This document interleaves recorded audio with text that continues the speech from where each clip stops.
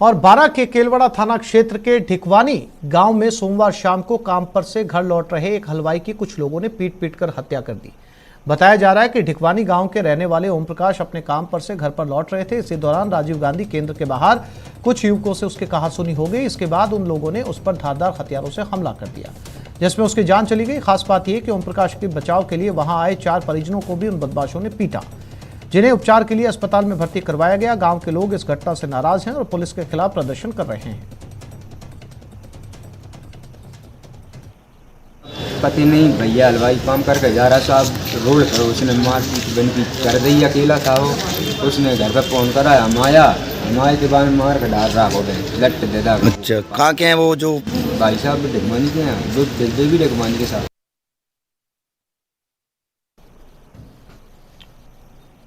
बारां शहर की विशिष्ट श्रेणी कृषि उपज मंडी में व्यापारिक संगठनों में आपसी खींचतान के चलते मंडी प्रशासन ने मंडी अनिश्चितकाल के लिए बंद कर दी। एक व्यापारिक संगठन ने अपनी मांगों को लेकर जिंस खरीद का बहिष्कार कर दिया, जिसको लेकर मंडी प्रशासन ने मंडी अनिश्चितकाल के लिए बंद की घोषणा कर दी। मंडी बंद रहने से मंडी परिसर सूना पड़ा है। वहीं मंडी व्यापार संघ ने मंडी व्यापार मंडल और मंडी सचिव पर गलत तरीके से मंडी बंद करने का आरोप लगाया है।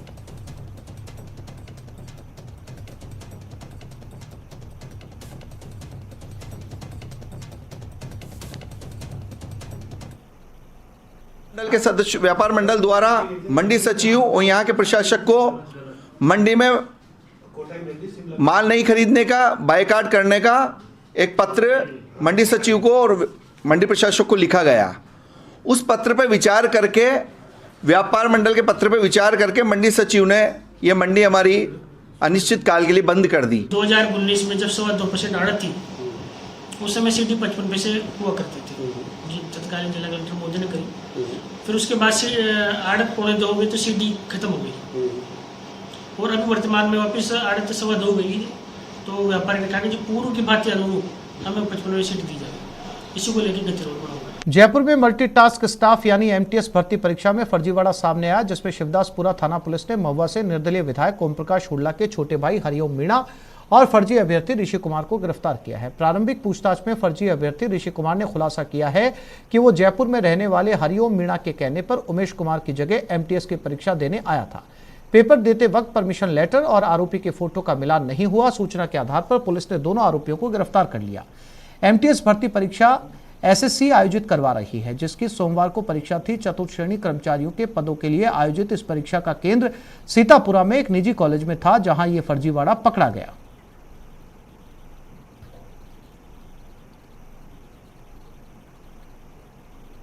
ऋषि के साथ साथ एक हरिओम नाम के व्यक्ति को भी पकड़ा है, जो उमेश का मीडिएटर है, जो उमेश के स्थान पर इस ऋषि को बैठाने में जिसका सहयोग रहा है। तो ये इस संबंध में थाना शिवदासपुरा पर मुकदमा नंबर 463 दर्ज हुआ है। 420, 467, 468, 71 आईपीसी में इन दोनों को हमने अरेस्ट कर लिया है।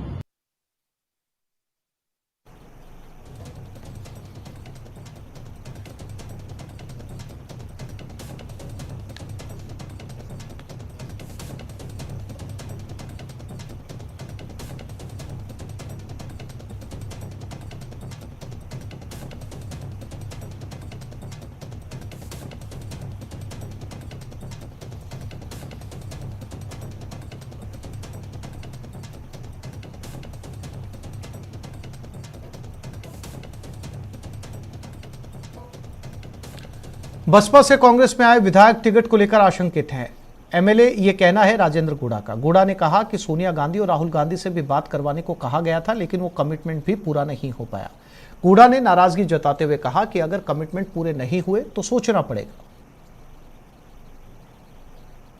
जो लोग थे हमारे साथी विधायक, सभी की ये बात थी कि इन लोगों को ये लग रहा है कि आगे आने वाले टाइम के अंदर इनका टिकट होगा या नहीं होगा। तो उस टाइम में गहलोत साहब से, मुख्यमंत्री जी से और मुकुल जी हैं, सुरजेवाला जी हैं, इन सभी से बात हुई थी कि आप दिल्ली के अंदर राहुल जी हैं, सोनिया जी हैं, उनसे ये बात करके कि जो कुछ होना है इनको अभी सभी, चाहे लाखन जी हो, चाहे हमारे भाई वाजिब हो, चाहे भाई संदीप हो, लगभग सभी को ये लग रहा है कि पहले जो इनको जो उम्मीद थी, जो कमिटमेंट में थी,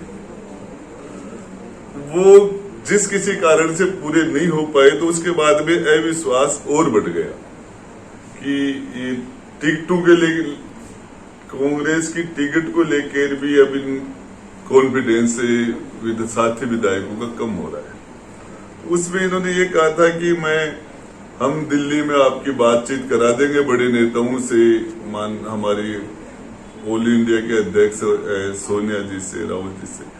अभी तक वो बात भी नहीं हुई। नहीं होगा तो फिर उसके बाद में तो सोचना पड़ेगा। यदि ये बातें नहीं होंगी, जो मुझे लग रहा है, लेकिन अब जिस तरीके से जो पीछे जो हुआ, वो ही चीजें यदि आगे होती हैं तो फिर तो बात सभी को बैठ के सभी चिंतित है इस बात से। पिछली बार सबको टिकट भी हुए थे, 3 मंत्री बने थे, 3 संसदीय सचिव बने थे, वो ही बातें दिमाग में अब की बार भी थी, लेकिन अब वो सारी चीजें नहीं हो पाई। और उसके बाद में जो जिस तरीके का एटीट्यूड है कुछ मंत्रियों का भी, तो उसके बाद भी लग रहा है कि अविश्वास हो गया। तो इन लोगों को मैंने तैयार किया था और मैंने इनसे बातें की थी। बीएसपी से कांग्रेस में आए राज्य मंत्री राजेंद्र गुड़ा के बयान पर सतीश पूनिया ने प्रतिक्रिया दी है। बीजेपी प्रदेश अध्यक्ष सतीश पूनिया ने कहा कि पता नहीं बीएसपी से जीते विधायकों को कौन सी खुशबू आई कि वो कांग्रेस में चले गए। दरअसल गुड़ा ने संकेतों में कांग्रेस से अलग होने की बात कही है।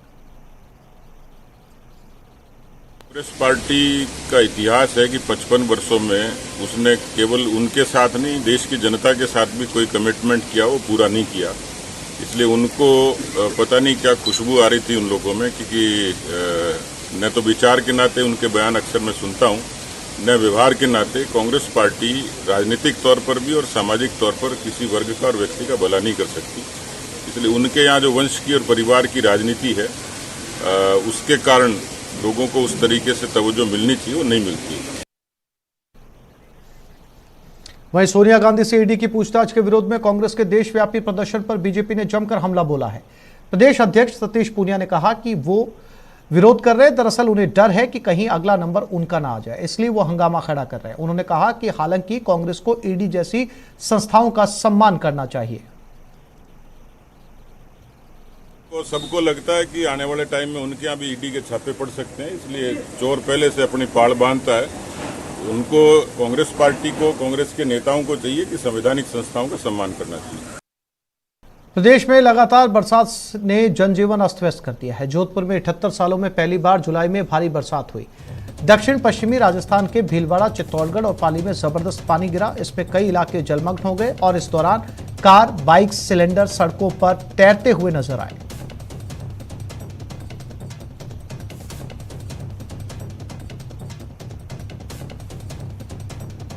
और ये तस्वीरें आपकी टेलीविजन स्क्रीन के ऊपर टोंक, जोधपुर, कोटा, बारा, बीकानेर, करौली, चित्तौड़गढ़, प्रतापगढ़, सिरोही, ये सब ऐसा लग रहा है जैसे दरिया में तब्दील हो चुके हैं।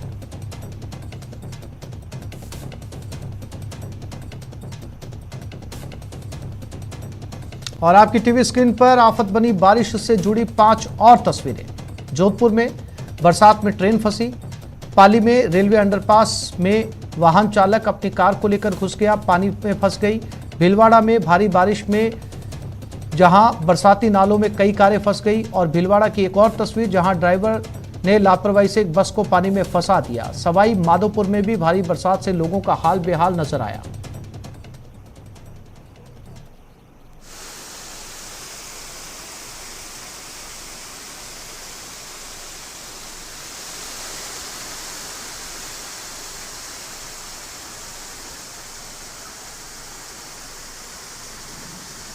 प्रदेश के कई जिलों में भारी बरसात से जहां देखो वहां पानी ही पानी नजर आ रहा है। जोधपुर के मेहरानगढ़ फोर्ट के अंदर भी पानी का तेज बहाव देखने को मिला। बरसात के पानी से महल के अंदर का रास्ता झरने में तब्दील हो गया।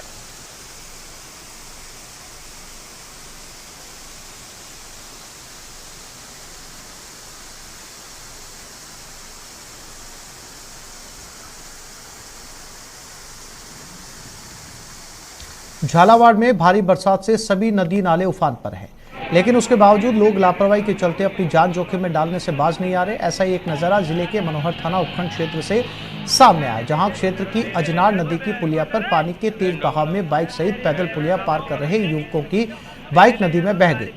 जैसे तैसे युवकों ने पुलिया पार कर अपनी जान बचाई। दूर दराज के इलाकों में ग्रामीण इसी तरह से अपने वाहनों में सवार होकर या पैदल तेज बहाव में पुलिया रपट पार करते हुए नजर आए, लेकिन कहीं पर भी सुरक्षा या इन्हें रोकने टोकने के कोई इंतजाम नहीं।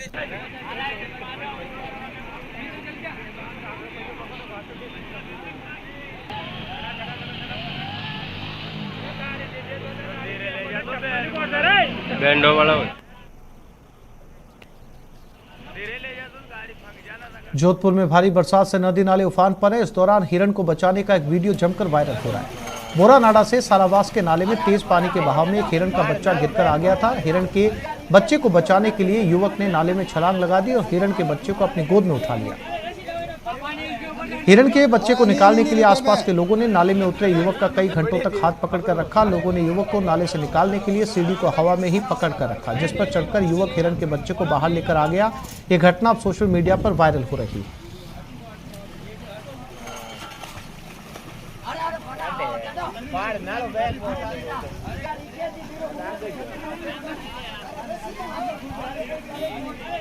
भीलवाड़ा में आसमान से बरसी आफत के चलते आम जीवन अस्त व्यस्त हो गया है, जिसके बाद जिला प्रशासन अलर्ट मोड पर आ गया। जिला कलेक्टर आशीष मोदी खुद मोटरसाइकिल पर सवार होकर शहर के दौरे पर निकले। इस दौरान जिला कलेक्टर आशीष मोदी से खास बातचीत की हमारे संवाददाता राहुल कौशिक ने। मानसून की बारिश भीलवाड़ा के लिए आफत बन चुकी है। जगह जगह जल भरा हो चुका है, चाहे अंडरब्रिज हो, चाहे सड़कें हो, चाहे लोगों के घर हो। इस हालात को देखते हुए जिला प्रशासन हाई अलर्ट मोड पे आ चुका है। खुद जिला कलेक्टर बाइक पे सवार होकर शहर के भ्रमण के लिए निकले हैं, लोगों की समस्याओं को जान रहे हैं, पानी जहाँ जहाँ भरा है वहाँ की निकासी का इंतजाम कर रहे हैं। आइए हम इससे बात करते हैं। सर, आज मानसून की बारिश ने शहर में हंगामा मचा दिया, आफत बन के आई है सर। जगह जगह जल भरा हो चुका है, क्या कारण मानते हैं सर? क्या लापरवाही रही होगी जो निकासी नहीं हो रही है पानी की? ये बीते 24 घंटों में लगातार बारिश हुई है भीलवाड़ा में, और इस वजह से जो लो लाइंग एरियाज़ हैं वहाँ पर कुछ जगहों पर पानी के जलभराव की स्थिति उत्पन्न हुई। जैसे ही इसकी इन्फॉर्मेशन आई, समस्त टीम एक्टिव हुई है। हमारे प्रशासन के एसडीएम साहब, पुलिस, सभी पुलिस के अधिकारी, नगर परिषद, यूआईटी, डिजास्टर मैनेजमेंट, सभी लोगों ने सुबह से जो भी एफर्ट्स रिक्वायर्ड थे उसको करके पानी निकालने के लिए व्यवस्था करने की कोशिश की है। सबसे बड़ी समस्या है कि यहाँ पर जो लो लाइंग एरियाज़ हैं वहाँ पर कुछ इंफ्रास्ट्रक्चर क्रिएट करने की ज़रूरत पड़ेगी, ताकि गांधी सागर जो शहर का मेजर डिस्चार्ज का पॉइंट है, उस डिस्चार्ज के पॉइंट को स्मूदन किया जा सके और लो लाइंग एरियाज से पानी वहाँ तक पहुँचाया जा सके। इन द मीन टाइम मैं लोगों से यही अपील करूँगा कि बारिश के मौसम को देखते हुए आस पड़ोस में जो गंदगी है उसको आप रिपोर्ट करें और गंदगी फैलाएं नहीं। गंदगी फैलाने से नाले चौक हो जाते हैं और उसके बाद पानी का जो डिस्चार्ज है वो स्लो डाउन हो जाता है। पानी ज़्यादा बारिश होने पर जमा होना स्वाभाविक है, लेकिन उसका डिस्चार्ज भी प्रॉपर होना चाहिए। वीडियो जर्नलिस्ट अंकुश नाटे के साथ राहुल कौशिक, न्यूज़ 18। जोधपुर में 2 दिनों से हो रही भारी बरसात के कारण जोधपुर रेलवे स्टेशन और रेलवे यार्ड में पानी भर गया, जिसकी वजह से रेल सेवाएं भी प्रभावित हुई। रेल प्रशासन ने इन विकट परिस्थितियों को ध्यान में रखते हुए कुछ ट्रेनें रद्द की हैं और कुछ ट्रेनों को बीच रास्ते में टर्मिनेट कर दिया। हालांकि रेल यातायात बहाल करने के लिए रेल प्रशासन हर संभव कोशिश में लगा है।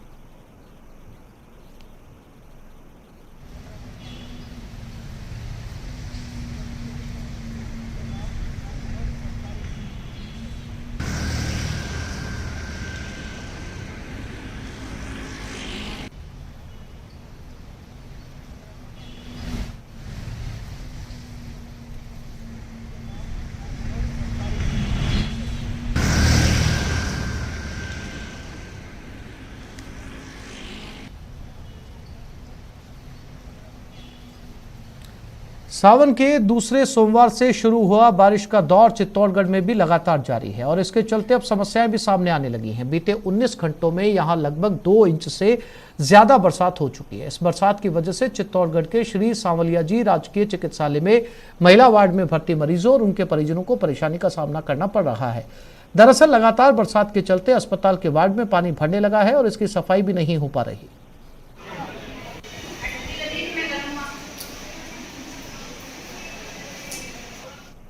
लगातार चिकित्सा सुविधाओं को बेहतर बनाने की बात की जाती है, दावे किए जाते हैं और मानसून का हर व्यक्ति इंतजार करता है, क्योंकि आने वाला समय, आने वाली फसलें, आने वाली प्रगति मानसून पर निर्भर करती है। लेकिन जैसे जैसे मानसून आता है वैसे वैसे अव्यवस्थाओं की पोल भी खुलती दिखाई देती है। ऐसी एक तस्वीर चित्तौड़गढ़ के सबसे बड़े मेडिकल कॉलेज बनने जा रहा है श्री सांवले जी राजकीय चिकित्सालय में सामने आई है, जहाँ भर्ती मरीजों को भारी परेशानियों का सामना करना पड़ रहा है। यहाँ भर्ती मरीजों के वार्ड में पानी भरा हुआ है, लगातार टपकते पानी से लोग परेशान हैं। हम लोगों से बात करने की कोशिश करेंगे। जी बात करें किस तरह की हालात है? जब सवेरे तेज बारिश में जब हम लोग यहाँ अंदर आए, अंदर आते ही बेड के नीचे पानी हो गया। मैंने यहाँ पे स्टाफ को पूछा भी था तो भाई इतना पानी हो रहा है, तो पास में देखा तो यहाँ से पूरा लीकेज हो रहा है। ये ऊपर आप दिखाएंगे तो बहुत सारा पानी और उस पानी के कारण से गंदगी फैलने लगती है अंदर, तो ऐसे हम बहुत परेशान हो रहे हैं। बात की जाए पानी पड़ रहा है, उसके बावजूद सफाई की व्यवस्था जो है वो भी लचक दिखाई दे रही है। किस तरह की हालात है?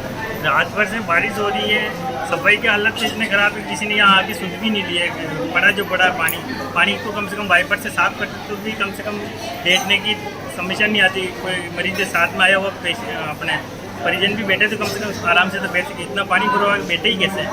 क्या नाम है आपका? उदयलाल दिल्ली। आपके मरीज कितने दिन से यहाँ भर्ती हो? कब से? रात को भर्ती कराया, शाम के टाइम में। रात में हमारे यहाँ बैठने सोने की दिक्कत हो गई। अभी जिले में कहाँ बैठे, अभी भी कोई आया तो किसी ने भी यहाँ पे वाइपर से भी सफाई नहीं की।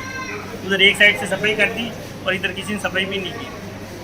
कुल मिलाकर साफ है कि कहीं ना कहीं व्यवस्थाओं की पोल जो है वो ये मानसून खोलता दिखाई दे रहा है। किसानों को जहां उम्मीद है कि अच्छा मानसून होगा, अच्छी फसलें होगी, लेकिन जो अस्पताल में भर्ती मरीज है उनके हालातों को देखकर साफ तौर पर कहा जा सकता है कहीं ना कहीं ये मानसून की बारिश आफत की बारिश बनकर सामने आई है। कैमरा पर्सन मोहित के साथ सुभाष बैरागी, न्यूज़ 18 चित्तौड़गढ़।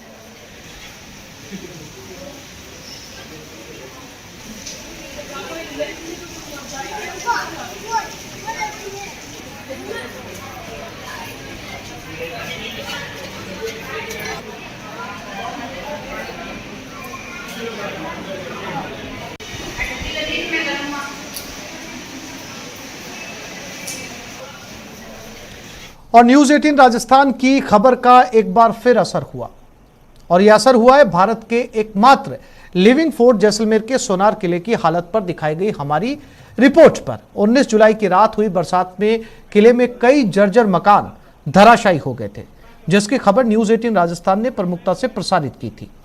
अगले दिन जिला कलेक्टर टीना डाबी ने खुद दुर्ग का निरीक्षण कर कमेटी बनाई। आज अतिरिक्त जिला कलेक्टर के आदेशानुसार नगर परिषद की टीम ने 18 जर्जर मकानों को चिन्हित कर उन्हें गिराने की कार्रवाई शुरू कर दी। हालांकि किले पर कोई भी कार्रवाई के लिए पुरातत्व विभाग अधिकृत है, लेकिन पुरातत्व विभाग की उदासीनता को देखते हुए कलेक्टर ने विशेष शक्तियों का उपयोग करते हुए नगर परिषद आयुक्त को मकान गिराने के आदेश दिए।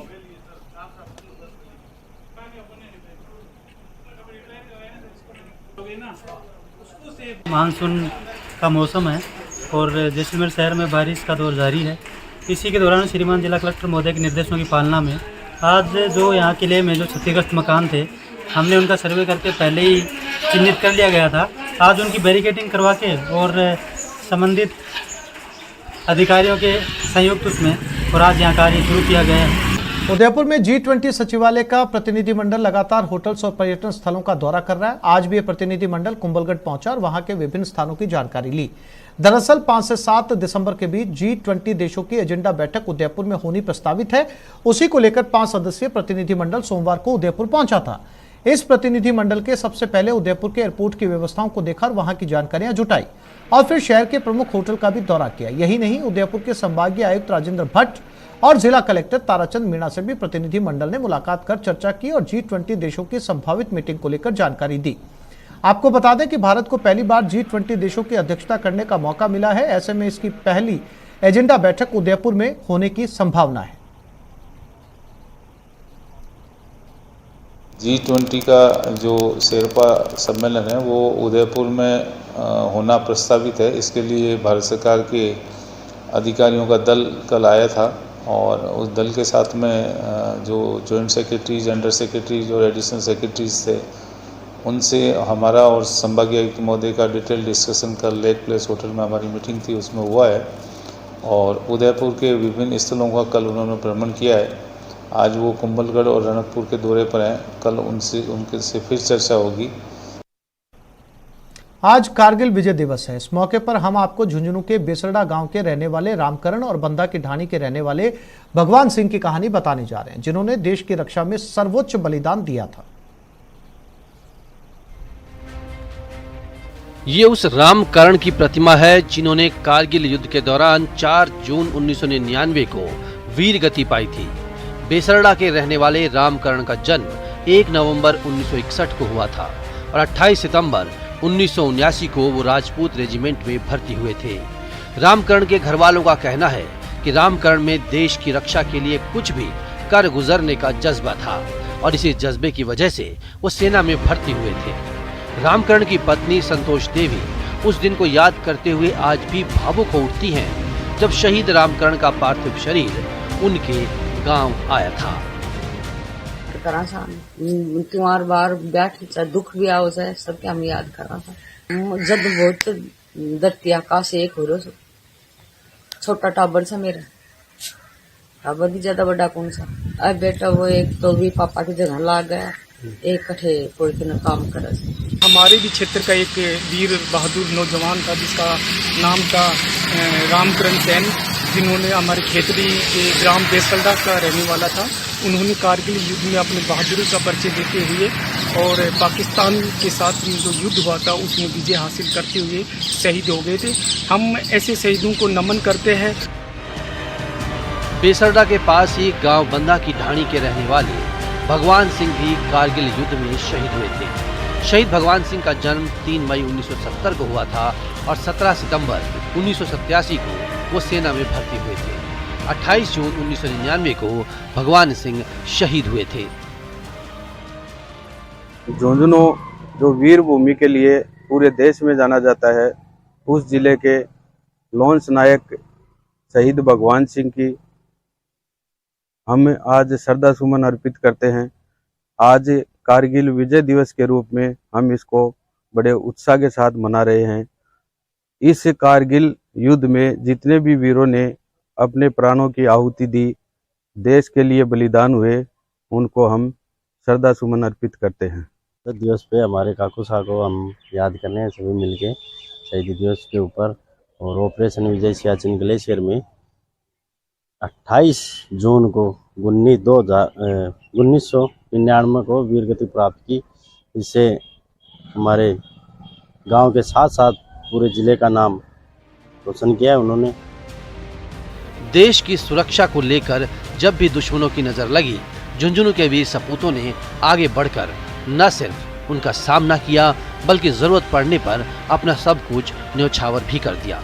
उन्हीं वीर सपूतों में भगवान सिंह और रामकरण जैसे वीर शामिल हैं, जिन पर झुंझुनू ही नहीं पूरे देश को गर्व है। झुंझुनू से न्यूज़ 18 राजस्थान के लिए कृष्ण सिंह शेखावत की रिपोर्ट। तो इस बुलेटिन में फिलहाल इतना ही। नमस्कार।